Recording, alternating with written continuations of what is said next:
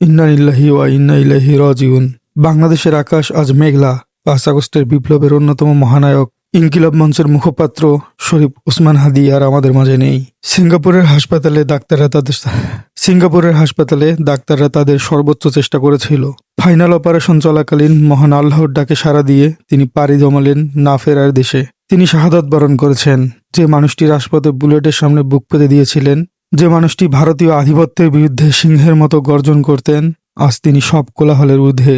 তার এই শাহাদাত প্রমাণ করল, মুক্তির জন্য রক্ত দেওয়ার মিছিল এখনো থামেনি। হাদির শাহাদাতের খবর শুনে প্যারিস থেকে কান্নায় ভেঙে পড়েছেন তার আন্দোলনের সহযোদ্ধা পিনাকি ভট্টাচার্য। তিনি তার ফেসবুকে একটি হৃদয়স্পর্শী স্ট্যাটাস দিয়েছেন। তিনি লিখেছেন, বিধায় বন্ধু শহীদ হাদি, আল্লাহ সকল সৃষ্টি নিশ্চয়ই তার কাছেই ফিরে যাবে। ফেসিবাদী বিরোধী সংগ্রামে আমাদের সহযোদ্ধা বীর শহীদ শরীফ ওসমান হাদি আমাদের এই পৃথিবীর মায়া ছেড়ে চলে গেছে।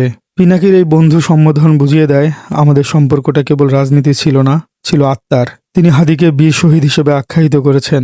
হাদি চলে গেলেন, কিন্তু তার রেখে যাওয়া আদর্শ পিনাকিদের কলমে আরও ধারালো হবে ইনশাআল্লাহ।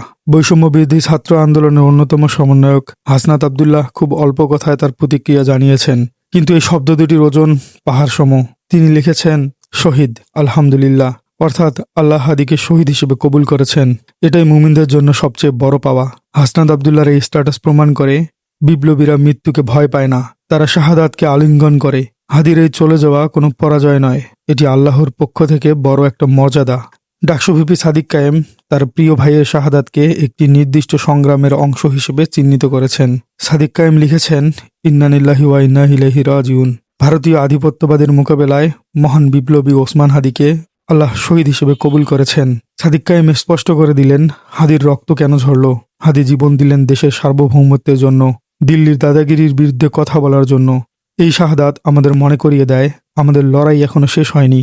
সাদিক কায়েম যেন হাদির নিথর দেহের সামনে দাঁড়িয়ে আবারও শপথ নিলেন, এই আধিপত্যবাদের বিরুদ্ধে লড়াই চলবেই। প্রিয় দেশবাসী, ওসমান হাদি চলে গেলেন, কিন্তু তিনি একা যাননি। তিনি সাথে নিয়ে গেলেন কোটি তরুণের ভালোবাসা। হাসপাতালের অপারেশন টেবিলে শুয়ে তিনি হয়তো শেষবারের মতো বাংলাদেশের কথাই ভেবেছিলেন। তার এই শাহাদাত কি বৃথা যাবে? সবাই আজ শোকাহত, কিন্তু স্তব্ধ নন। হাদির রক্তে রঞ্জিত এই পথ ধরেই চলে আসবে চূড়ান্ত বিজয়। আসুন আমরা সবাই মিলে আল্লাহ তাআলার কাছে দোয়া করি, আল্লাহ যেন আমাদের প্রিয় ভাই ওসমান শরীফ হাদিকে জান্নাতুল ফিরদৌসের মেহমান হিসেবে কবুল করে নেন। আমিন।